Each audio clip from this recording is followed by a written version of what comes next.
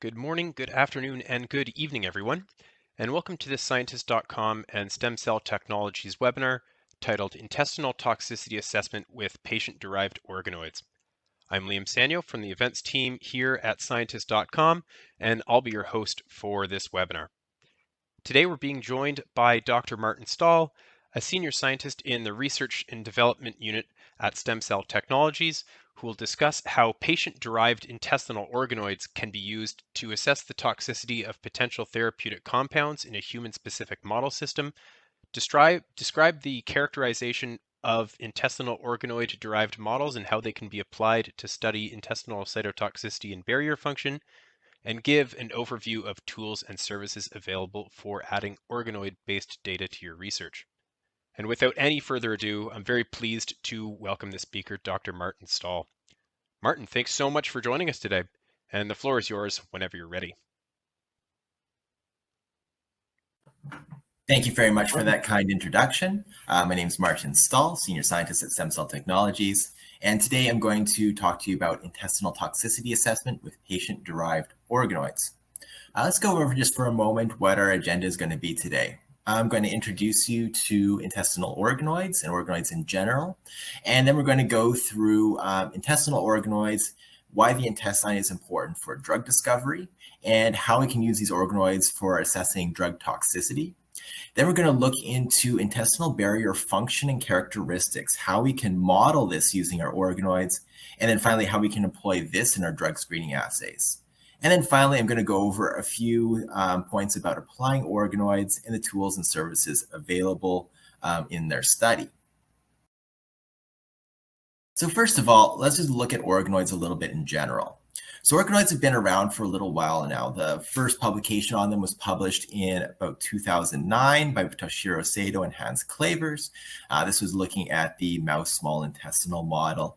And since then, organoids have grown both in their complexity and their employment, and they've really become the cutting edge in vitro assay technology. So there's no completely agreed upon definition of what an organoid has to be, but in general, it is an in vitro culture that resembles an organ. Lancaster and Noblick, they described it as a collection of organ-specific cell types that develops from stem cells or organ progenitors and self-organizes through cell sorting and spatially restricted lineages, commitment to a manner similar to in vivo. So that basically just means that you are trying to mimic an in vivo tissue in order to replicate the function of an organ. Now, as I said, these originally started off as mouse small intestinal models, but since then they have grown a huge amount as far as their scale goes. Now we've gone beyond the intestine. We're able to do most tissue types within the body, including kidney, lungs, stomach, even brain organoids. And we can also start taking these from human patients. We can start taking them from animal sources. We can grow up organoids from pluripotent stem cells, where we can induce differentiation to any number of different cell types. And probably the most important one is the one that we can actually derive from adult stem cells and adult tissues from patients themselves. This has the advantage that you can start to get the patient diversity replicated in these organoids. A lot of their genotypes and phenotypes are going to be replicated in these organoid cultures. So we can take them from normal patients, we can take them from cancerous tissues, and we can also start just taking some very rare genetic diseases or other diseases and start replicating them in these in vitro cultures. So today we're going to start looking into the intestinal epithelium and intestinal organoids. So what are we really trying to replicate here? So the intestine has this interior mucosal lining, which is the intestinal epithelium, and it is divided into several repeating units. These are the intestinal crypts, and in the small intestine, also the intestinal villus. At the base of each of these crypts are LGR5 positive stem cells. These stem cells are maintained by a Wnt gradient, and they divide in an asymmetric manner to create daughter cells, which become transit amplifying cells. These transit amplifying cells start migrating up the crypt, and they are starting to divide themselves to increase in number. Now, these transit amplifying cells are undifferentiated progenitors, and they start becoming all the functional cell types of the intestine. And as they move up to the top part of the crypt and up into the villus axis, They start becoming enterocytes, which are responsible for nutrient absorption and maintenance of the intestinal barrier. They'll become goblet cells, which are responsible for secreting mucus, enteroendocrine cells, which secrete hormones, which regulate intestinal function, or any of the other cell types that appear within the intestine.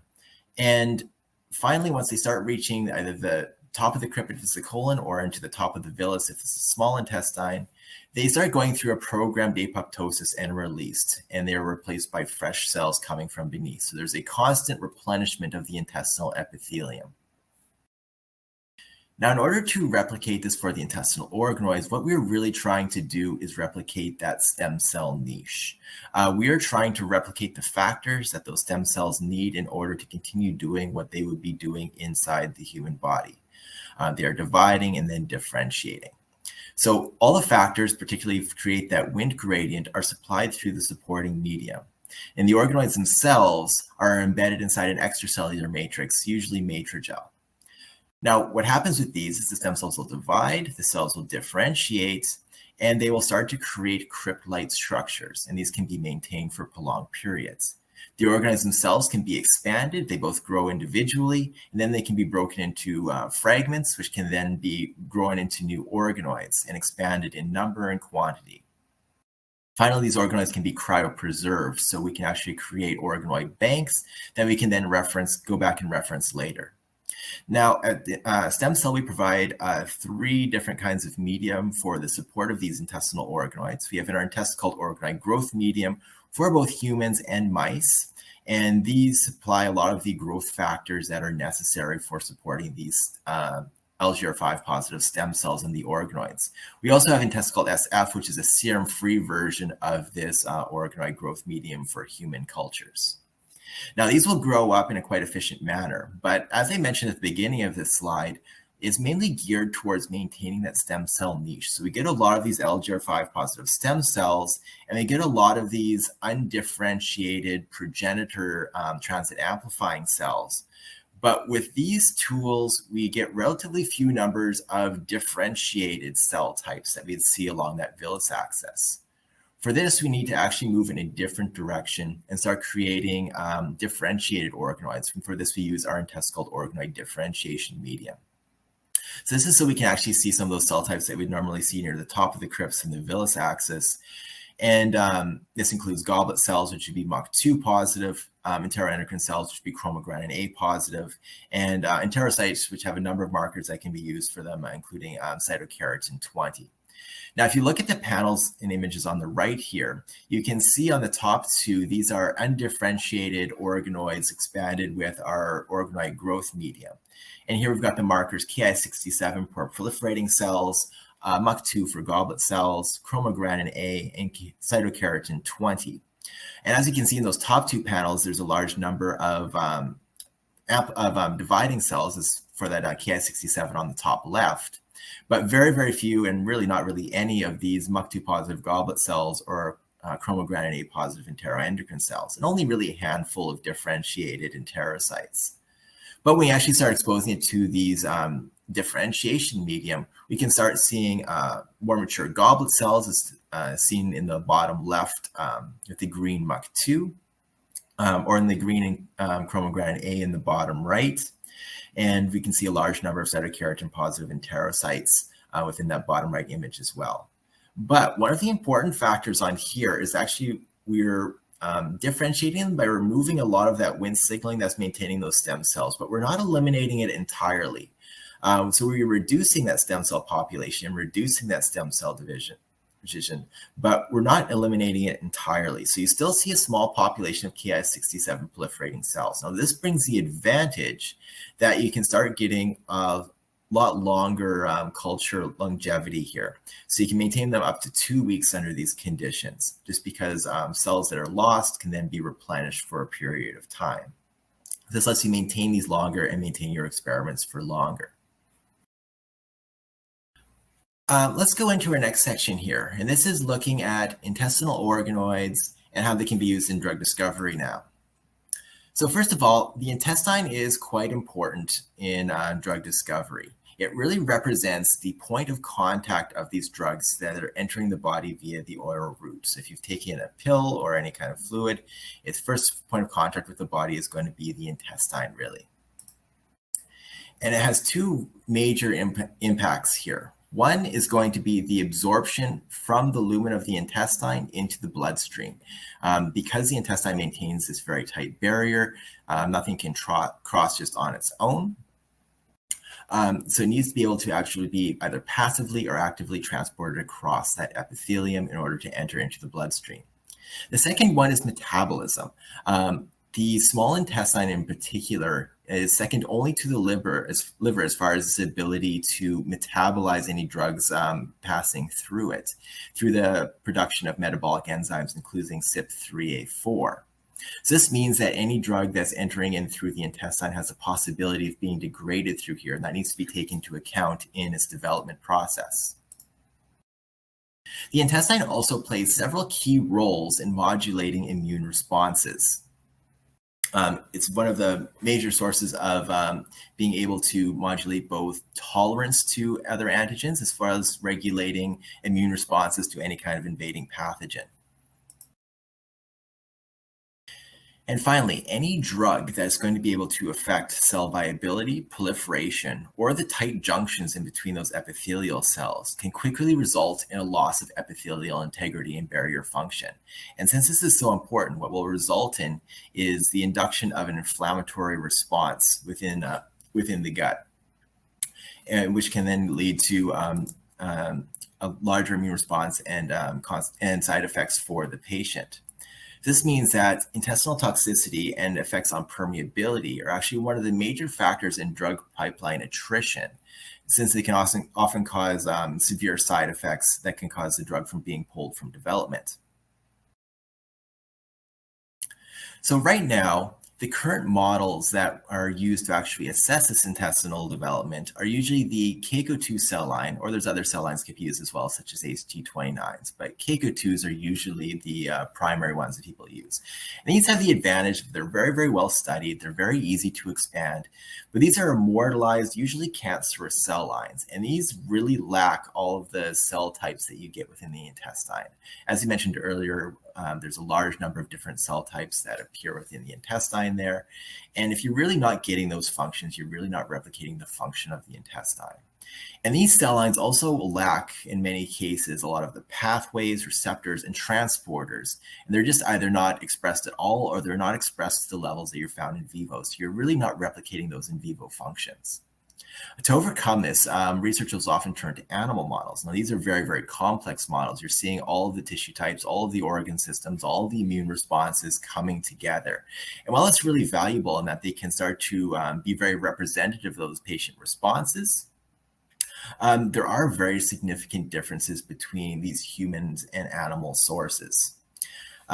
Also, just because of the limitations in numbers and the abilities to actually run these kinds of assays in animals, they're really not amenable to a lot of high throughput screens. So this is where organoids start to come in. You can see them in the right here inside these matrigel droplets. The organoids are suspended inside of those. So what these organoids manage to do is they're recapitulating a lot of the structure and the function of the intestinal epithelium. This includes having those unique cell types and a lot of those functional phenotypes. The other advantage you start to get in here is that because you're taking these from these patient sources, you're starting to replicate a lot of those genotypes and phenotypes that you start getting from the patients. You're starting to capture a lot of that population diversity that you can get. Everybody is different. There's lots of different populations. And if you're starting to actually capture that within your in vitro studies, and you're going to see how your drug is going to work on a larger source rather than just on a single cell line. Also, because you get these directly from the patients, you can start to capture a lot of rare diseases, ones that aren't replicated at all in these cell lines or in these animal models, like unique genetic diseases. Furthermore, you can start using these for diagnostics. So a lot of time, even if you don't know what the actual issues with the patient, you can take these organoids, you can grow them up, you can test treatments on those organoids, and then you can use that to actually diagnose and then optimize your treatments towards that individual patient. So you're actually starting getting closer to the ideal of personalized medicine. And then, of course, importantly in here is that you can actually expand these through large numbers. You can grow them in plates, and you can actually run these high throughput assays. Now, one of the questions that's remaining here is how is actually the best way to run these assays? Because they are a little bit different than our standard cell cultures. So we really need some new methods. Our methods that we're employing here and in the study that we ran, we were taking either PSD-derived organoids or we're taking organoids derived from patient tissues. We were amplifying them up with our growth medium to create our organoid banks. And then we were moving them into 10 microliter matrigel domes that we could seed within 96 well plates. So this allows us to get the high throughput aspect. We would grow them in these plates for 2 days to allow the organoids just to begin to establish themselves. And then we'd do our drug treatment for 5 days. Now, taking this approach, a very short degree of growth followed by a longer period of treatment gives us several advantages. It allows us to capture several aspects of the drug activity. One is going to be cytotoxicity. So if you actually grow up our organoids, and here on the right, you can see their effect at low dose and at high dose. With cytotoxicity, you basically see a killing of the cells, the organoids collapse, and basically everything in the culture starts to die. And you can see that either acutely through the initial treatment of like 1 or 2 days, or something that's going to have a more gradual effect over time, you start to capture that within the 5 days. The other thing is that we can start to see growth inhibition. So since we're starting the drug treatment when they are still quite small at only 2 days after establishment and then doing a longer treatment, we can see even if they're not directly toxic to the cells, we can start seeing if they are inhibiting the growth proliferation. So here on the top, you can see an example of a drug that inhibited the increase of growth. So the cells aren't dying, the organoids aren't dying, but at that high dose, they cease to grow for the most part. They didn't expand in numbers. So we can start to quantify that and see how it's growth. Now, this is important because in the intestine, you can both get toxicity against the mature cells, which cause a breakdown in that intestinal epithelium, but also because they are being constantly replenished, if you're not capturing that growth inhibition, you can still get a loss of barrier integrity and the intestinal epithelium if you're not constantly replacing those cells. If you're inhibiting growth, you're also inhibiting that replacement. So let's, and here we tested these against a pool of several different compounds. And I'm going to give you a few examples today that seem to capture different aspects of what we can see with these assays, including 5-FU, flavopuridol, gefitinib, colchicine, and acetaminophen. So first of all, let's look at the effect of flavopuridol on these organoids. So this is a very toxic compound that's used for chemotherapy. And as you can see in the diagrams in the bottom left here, you can see the effect of the control culture against the treated culture at 10 micromolar. And you basically see a complete loss of cell viability in here. And here you can also do a comparison here at the top left graph. You can see the effect on both CACO2 and HT29 cell lines, and we can generate an IC50 by using these different concentrations of drugs. And then you can see the similar effect that this drug has on the organoid cultures, taken from different regions within the intestine, including the duodenum, the ileum, and the colon. Now, it has an effect on both the cell lines and on the organoid lines in these cases, and only has minor differences as far as their sensitivity, including IC50. But this is affecting a lot of their very cell mechanisms, so we expect it to be effective in both cell models. Now, we can also look here at another drug. So this is 5-fluorouracil, or 5-FU. And this is one that's just kind of interesting because it affects the cell division, and it's not directly toxic against the cells themselves, at least not in our organoid lines. So here you can get a comparison between ones that is inducing growth inhibition by reducing that cell proliferation, but not actually killing off all of the organoids within the culture. And here we can see its effect on CACO2 and HT29 cell lines. So these are our standard that we are currently using. And then we have them against our primary organoids from the duodenum, ileum, and colon. Now, here we see again an effect both on the organoids and the cell lines, with just differences as far as the sensitivity. So these organoids are much, much more sensitive to the effects of this drug than these cell lines are, which will change how you proceed within the dosing of this drug between your in vitro cultures and once you move into in vivo and patient cultures. Now, both of these are just standard chemotherapy drugs, and they will have broad effects on some very, very basic cell mechanisms. So we don't expect to see huge differences in between the effects between standard cell lines, which we currently use, and these organoid models. But this is not true for every drug. We can start looking into a few other ones. So let's look at gefitinib. So gefitinib is an inhibitor of EGF receptor, which is an inducer of proliferation in our cells.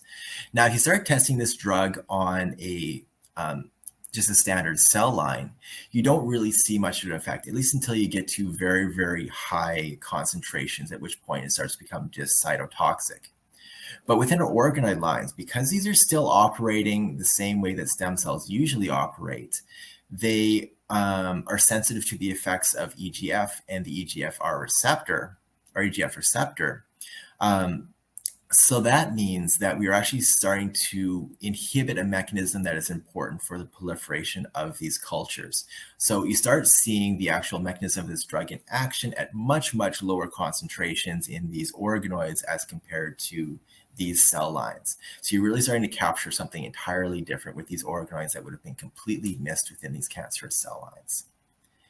We can also look at another example here, and this one's also rather interesting. So this is the drug colchicine. And this one is going to be very, very toxic to proliferating cells. So in the case of our organoid cultures, you can see here on the right, you see a complete loss of viability of these cells at very, very low concentrations of this drug.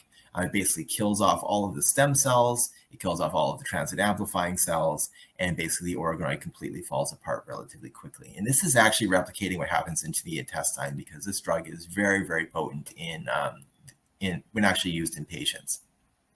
However, if you take the same drug and you're using it on Keiko2 cell lines, you actually see a very, very minimal effect.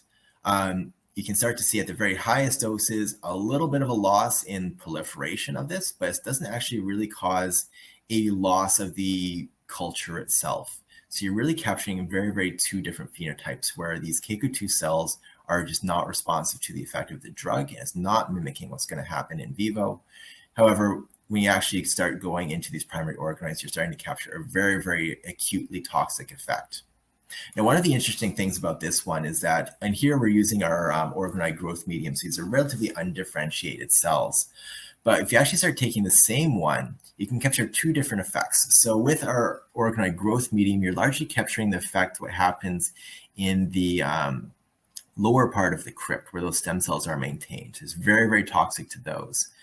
And we can also, through the differentiation of these organoids, start to see what's going to happen along those differentiated cells along the villus axis. And this is going to be captured here on the right with our organoid differentiation medium, where you start seeing, as soon as you start differentiating those organoids, so there's going to be a lot smaller percentage of dividing cells within the culture, you start seeing a large reduction in the sensitivity of those. So this one, you can actually capture where in the intestine this drug is having the effect. And it's having an effect right on those stem cells, right on the cell proliferation.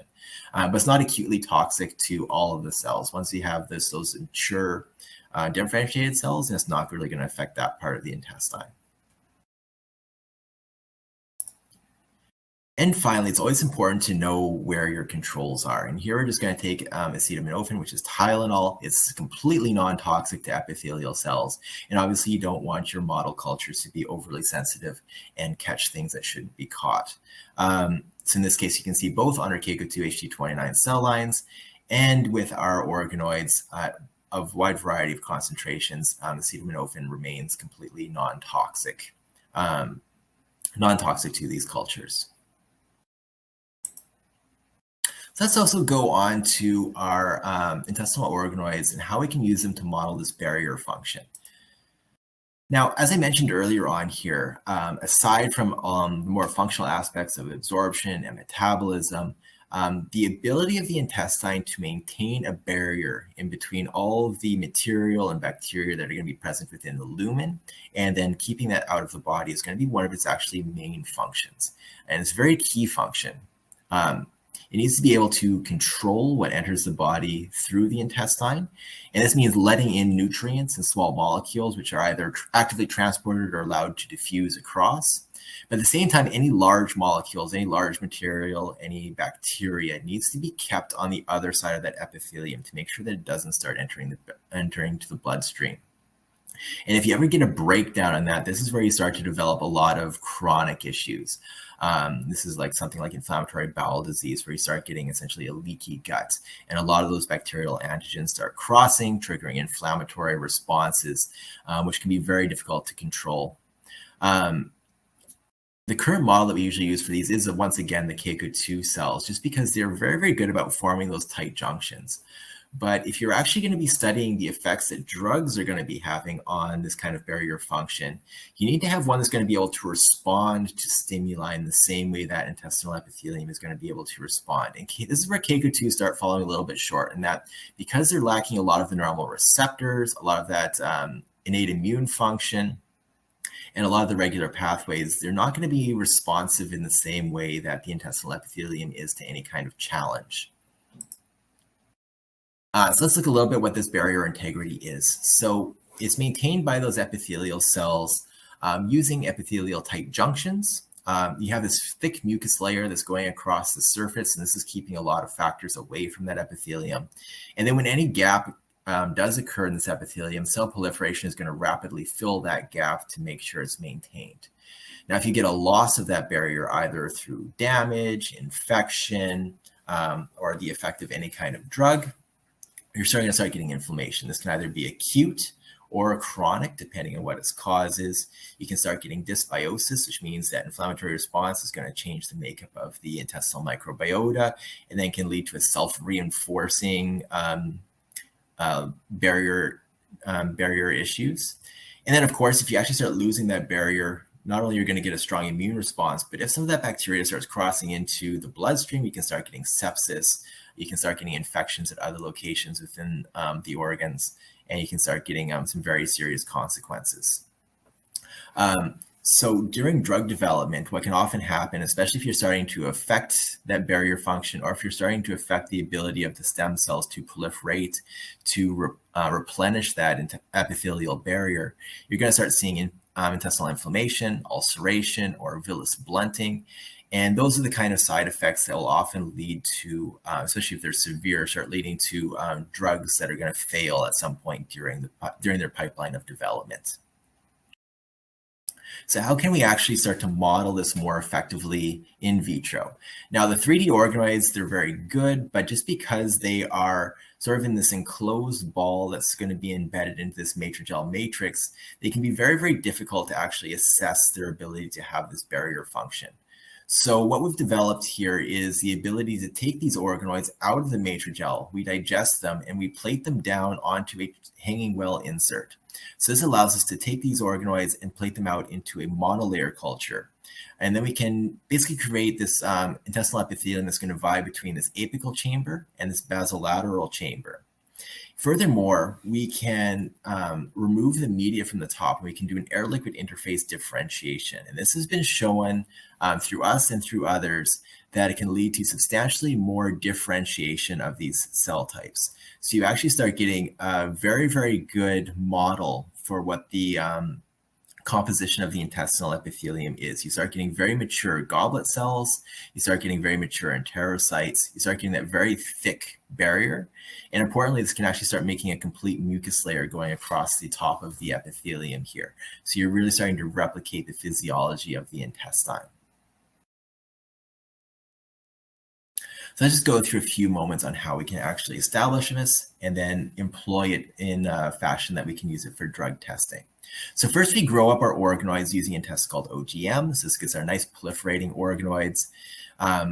But because these are growing up in these small matrigel domes, and we need a large number of cells in order to establish these monolayer cultures, it's hard to get sufficient number of organoids just out of these dome cultures. So what we do is we transfer them into a suspension culture in a 6-well plate. Let me take you through here exactly what that looks like. So this allows for the large scale expansion of these 3D organoids to get a very large number of organoids that can be used for drug screening and high throughput. So we take the organoid fragments and we embed them into a matrigel suspension that is then added into a pre-warmed media. Now this solidifies and essentially ends up being a matrigel cloud with organoids embedded into it, floating within this organoid medium. And this allows us the organoids to grow in very high numbers very quickly. And then it can give us enough organoids that we can start to see between in each well of these 6-well ultra-low attachment plates, between 8 to 10 6.5 millimeters. This is your usual 24-well cell culture inserts. Or if you're going into a 96-well trans-well system, you can seed between 24 and 30 wells per well of the 6-well plate, which allows you to start growing these in a very large scale to be amenable to this high-throughput screening.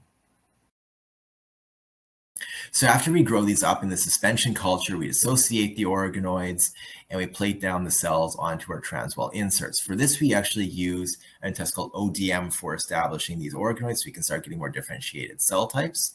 And then we add in a rho kinase inhibitor for the establishment of these organoids until they make this solid monolayer complete with their cell-cell attachments. And then as far as being able to assess the quality of the barrier here, we use two assays. One is transepithelial electrical resistance, or TEER, and then Fitzy-Dexstrand. Let me take you through exactly what those two assays are. The first of these is transepithelial electrical resistance, or TEER. This involves running an electrical current from the apical chamber of the well to the basolateral chamber of the well. And what it does is it gives you an idea as to what the integrity, the thickness, and the quality of the tight junctions in that layer are. So if you've got a thicker layer with tighter junctions, you're going to have a very higher TEER reading. Now, Keiko2s have generally been known to be very, very good at this, but when you actually start comparing our Keiko2 cultures against our intestinal monolayer cultures from the organoids, we can actually see that these organoids can maintain a much, much higher TEER rating than the Keiko2 cells. And also, interesting enough, they start to divide up based on whether they are ileum or whether they are colon. And also they can start to group by patient. So you actually start getting some unique patient phenotypes coming through this assay. A second reading that we can do on this is using Fitzy-Dexstrand permeability. Now, the point of the barrier function is that it's supposed to keep large molecules outside from crossing this barrier unless they are actively transported. And dextran is a very large carbohydrate, and here we label it with Fitzy so we can track it. And under normal circumstances, it should not be able to cross this barrier in any significant number. But if you start getting any breaks or reduced tight junctions, it can start leaking across this epithelium into that basolateral chamber. So then you can measure whether it's actually crossing or not. And what we can actually start to see here, if we just compare at baseline what our organoid monolayer cultures and our Keiko2 cultures are doing, we can actually see at baseline these Keiko2 cell cultures are much, much leakier than our organoid monolayers. This is just because they are still constantly dividing because they are a cancerous cell line. They don't have quite the same quality of tight junctions that these primary cells have. And so you don't get quite as thorough a barrier compared to these organoid monolayers. So now let's look a little bit how we can actually use them in our screening. So the first thing is, can you break the barrier with one of these drug treatments? And for this, we're going to go back to our colchicine treatment that we used earlier in our toxicity assay. So this is, again, a very, very toxic substance. And we actually, if we do the treatment of these organoids in these transwells at, say, going up to a 10 micromolar concentration here, you can see an almost complete loss of the epithelial integrity as the cells start to become apoptotic and die. And then in concordance with this, as we increase our concentration of drugs, you can look at both on the top graph here is the TEER readings on these cultures as you get through the different concentrations. And then the lower here, you can see the increase in the Fitzy-Dexstrand permeability across that layer as this epithelial integrity is lost. So we can start to quantify the concentrations at which we start to lose that barrier integrity, and we can generate an IC50 that can measure it. Now, at the same time, it might be a little bit difficult to see here, but that purple line is going to be flat through there, and that is our Keiko2 cells. And then once again, the Keiko2 cells are just not responsive to colchicine. And if you're starting to look at your barrier integrity of this drug on these cultures, you're just going to see no effect. So you're going to completely miss this phenotype using your standard Keiko2 culture. Now that we can show that we can break this barrier, and once again here, I'm just repeating the same graphs from the previous slide, but we want to see if we can actually restore it or at least block it from being degraded in the first place. So what we did was we took our highest concentration of colchicine. So this is the 10 micromolar concentration, which caused a complete loss in the epithelium. And we actually blocked the effect of this colchicine using a rho kinase inhibitor. So this rho kinase inhibitor, as you can see, as we increase its concentration in the culture, we start to manage to block the effect of even this highest concentration of colchicine. Once we get to our highest concentration of Rocky here, we've basically completely inhibited it from damaging this epithelium. And we can generate our IC50 to show the effectiveness of the Rho kinase inhibitor. So right here, we can show that we can break the barrier, and we can also show that we can restore the barrier. And we can quantify that.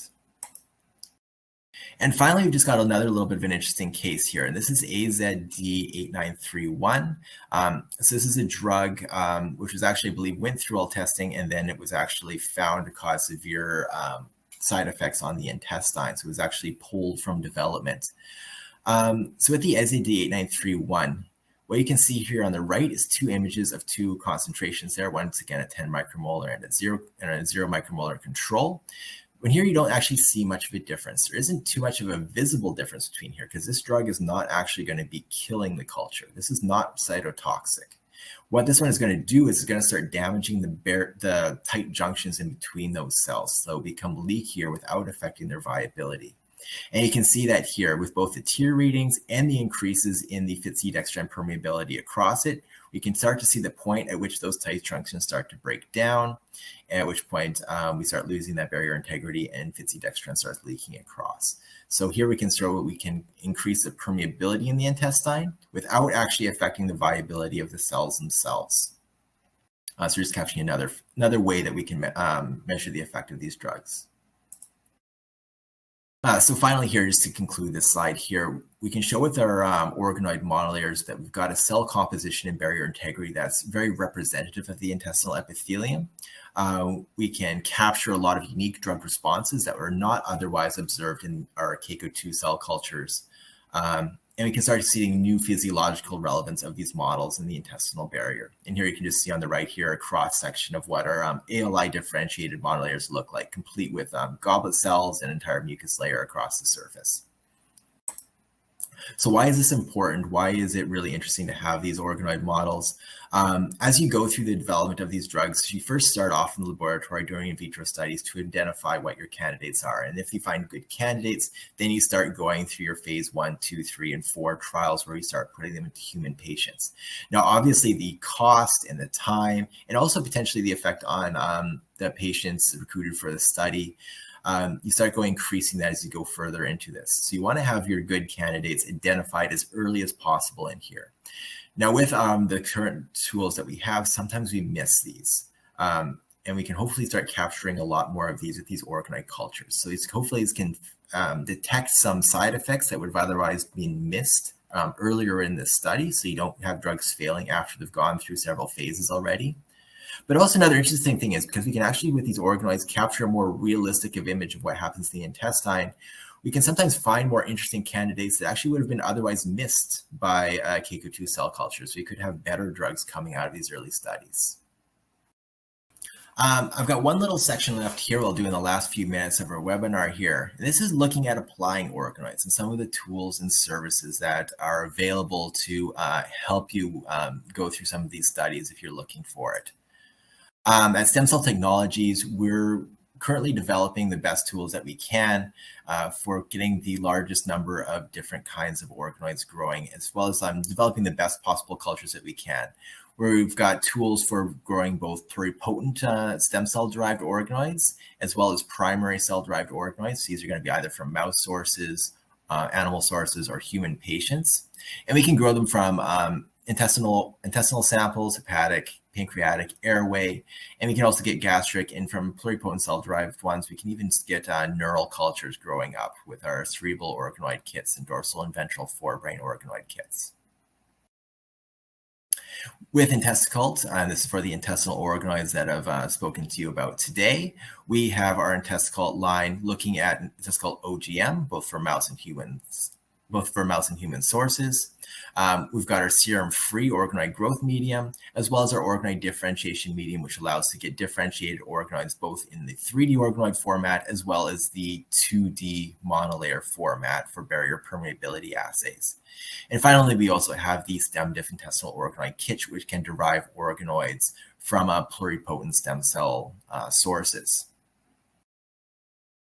And finally, we also have our contract assay services. For those who don't know exactly how they want to use organoids yet, they aren't sure about it, or they don't want to bring the methods into their own laboratories just yet.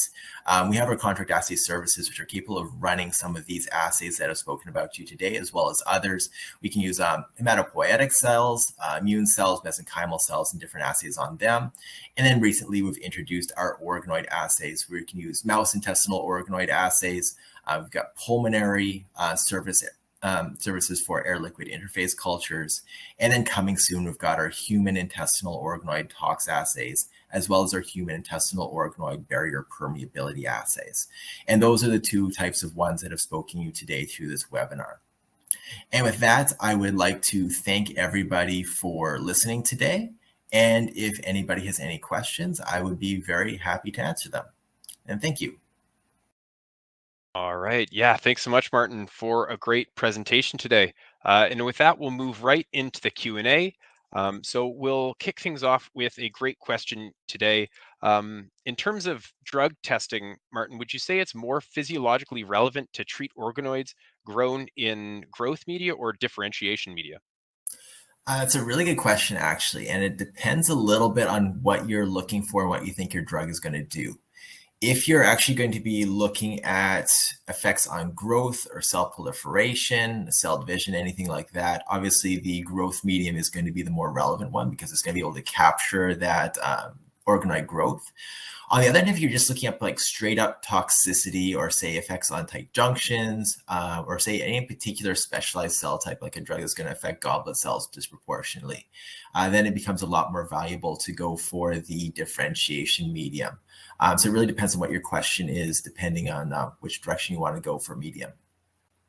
Yep, great point.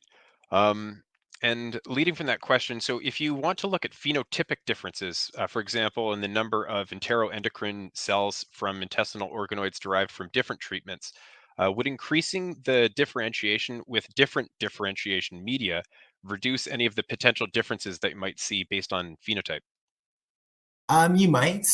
Obviously, if you're going to like different kinds of differentiation medium, so we have our commercially available one, but there's other ways you can differentiate them as well. And obviously, all of them are going to give you very, very different ways that they differentiate. So if you don't have like that Wnt signal in there, then you're going to lose your stem cells, you'll lose your enteroendocrine cells, but then get disproportionately more enterocytes. So you will change your phenotype there. Again, just depends a little bit on what your question is, on which method is going to be the best. Yeah, but there's different ways to differentiate. Yeah, makes sense. Um, Another good question here. Could this model be used to study drug absorption or other pharmacokinetics? Yes, it definitely can. So if you're going to look at drug absorption or a lot of the mechanisms like that, going into the monolayer format, you can look at the transport of the drugs going from the apical to the basolateral well. We haven't characterized that entirely, but there's a number of publications out there that have put this into practice. Also looking at drug metabolism, looking at how it can be broken down by those CYP enzymes in the intestine. You can also use it through this method. Awesome. Great answer. Okay, next one here. Martin, how do you account for the inherent variability of organoid systems? And does this affect the readout of assays that use these systems? That is actually one of the more tricky aspects as far as organoids go, is that you get a lot more variability. Obviously, if you're using like a cancer cell lines of the KK2s, it's very easy to standardize them because you just count your cells. They all grow the same. They all look the same. It gets a little bit more complicated when you're doing organoids because obviously they grow at different rates. They're all of different sizes. They have different cell compositions, organoid to organoid. So you do have that inherent variability. And I think the way around that one is mostly just through one, having all proper controls. So like make sure you've got every control you can think of there, both positive and negative, so that you're controlling for any variability there. And then do replicates. So any sort of issues that may arrive with, say, a single replicate is then accounted for by doing, say, multiple replicates. Then you see an average over time. Fantastic. So next question here, and you mentioned a bit in your presentation how the immune system is really closely related to the intestine. So are organoids able to be co-cultured with immune cells and also or other cell types? They definitely can. This is, I think, something that still needs to be better developed by the field in general. I think co-culturing, especially with immune cells and other tissue types, is something that's still kind of in its infancy. I think we're all still trying to find the best way to go about it. But I think from the early results we've found is that it definitely can be done, and it can definitely be done very effectively. I think it's just a matter of now fine-tuning the ways of doing it to find out which way works best. Yeah, very cool. Definitely an exciting research avenue for the future. Um, all right, and next question. You might have said this, but what is the reason to use OGM growth medium without the serum, so the intesticult SF, instead of the regular intesticult? This is one where it mostly depends on what your application is going to be and whether that serum is going to potentially have any effects on, especially the drug that you're doing. We all know that serum has the ability to inhibit a lot of enzymatic reactions. It can affect certain kind of drugs and how they're acting.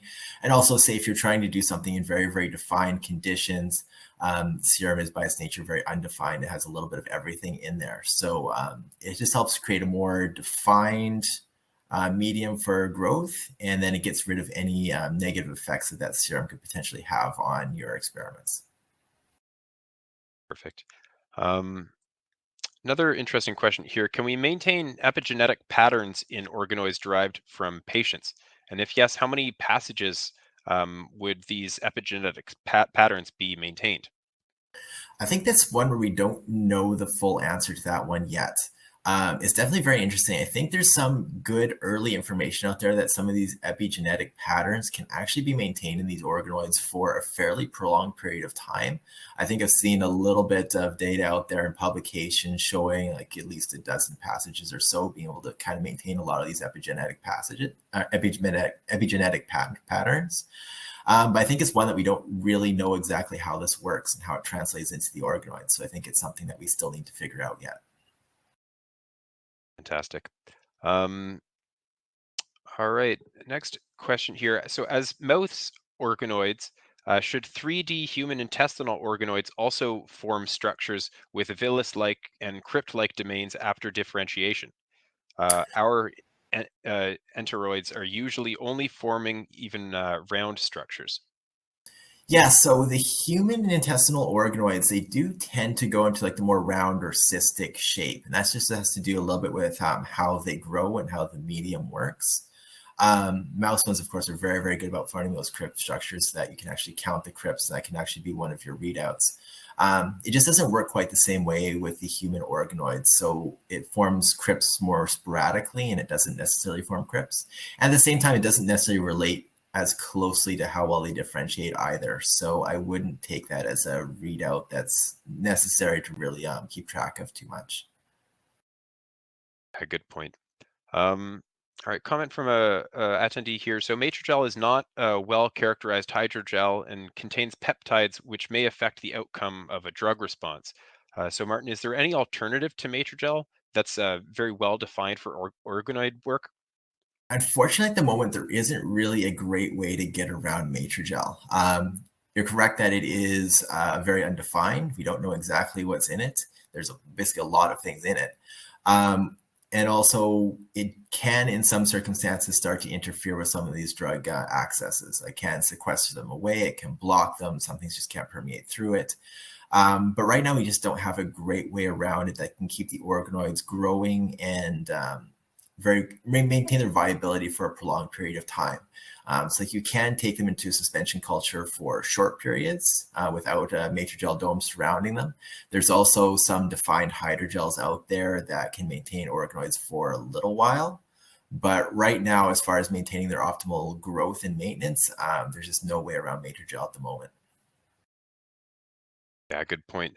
Um, so good question here that I think follows up nicely. How do you measure cell viability in these 3D organoids? And are this has, are the organoids in the matrigel? I guess the answer to that is yes.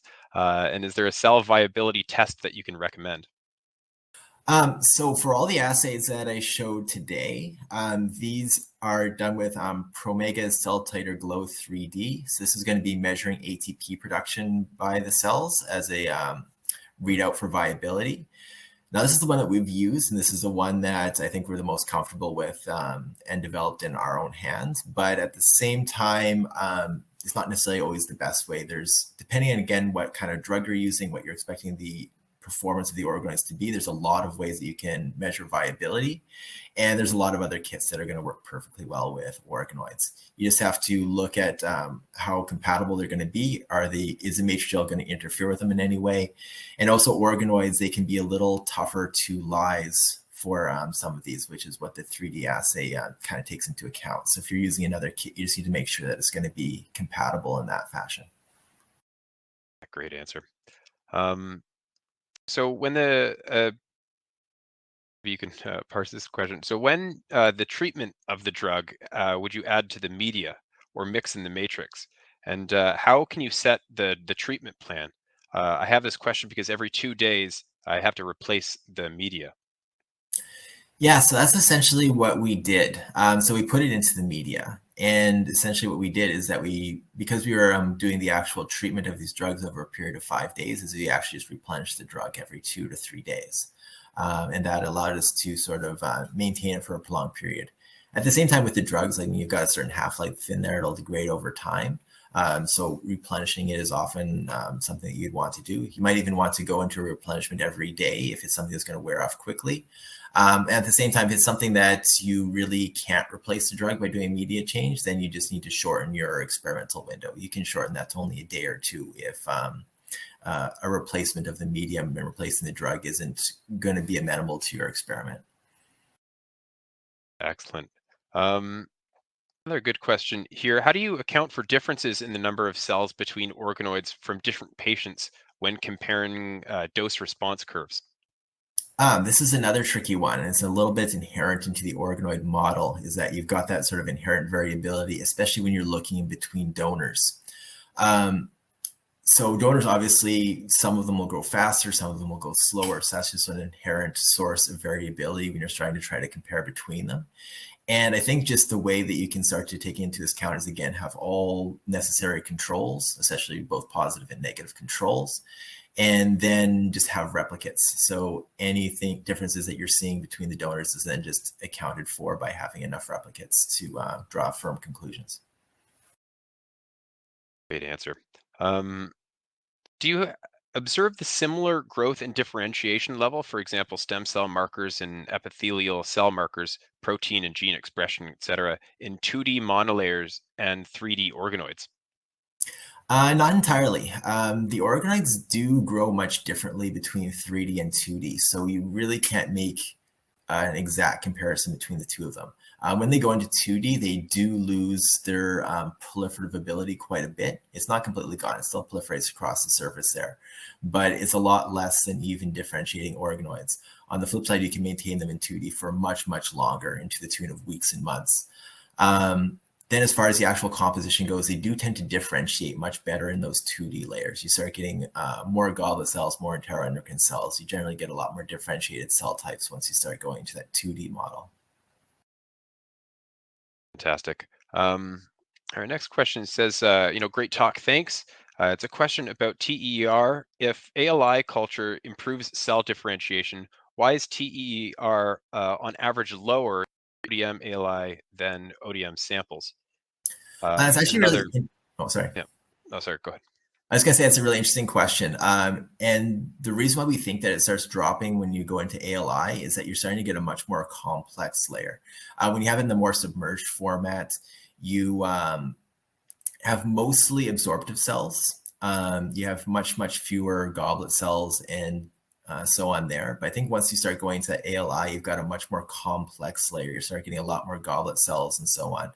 And I think that actually ends up weakening the barrier a little bit. Even if it's becoming a lot more physiologically relevant, it is like a little bit of a more porous barrier under those circumstances. Fantastic.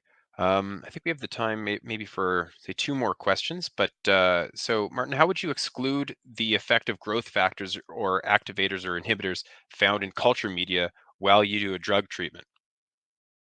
So normally we wouldn't actually do that. We keep all those growth factors in there so that you can keep the organoids viable. If it's something where you really can't have those in there, I think you just need to basically run your experiments not with the growth medium in there at the same time, just switch to like a very basic growth medium or even PBS and just like do it over a very short time frame. But otherwise, if you want to keep it going for a few days, you need to have all those growth factors in there, and that's what we did. Yeah, great point. And yeah, I think in the interest of time, we'll make this next question the last one. But what image analysis challenges do researchers working with organoids encounter, and what would you recommend to overcome them? Oh, so as far as like doing microscopy on anything like that or staining, um, yeah, that's a complex one. I think the methods for doing those is becoming a lot better developed with organoids. There's some good methods out there for doing 3D staining. So if you say you need to look at all the different cell types in there with different markers, you can just remove them from the matrigel, fix them, and stain them. There's good methods for imaging them on both confocal, another fluorescent microscopy. I think the tools are all out there. It's just like it's a little different than with regular cells. So you can't quite use the same tools you would otherwise. Yeah, fantastic. Well, Martin, we'll end it there, but thanks so much for sharing all your insights. It's been a real pleasure having you with us. Thank you for having me. Yeah, big thanks also, of course, to the audience for participating and for all those great questions for the Q&A. And in closing, we hope you enjoyed this scientist.com and Stem Cell Technologies webinar, and we look forward to having you again next time. Have a great day, everyone.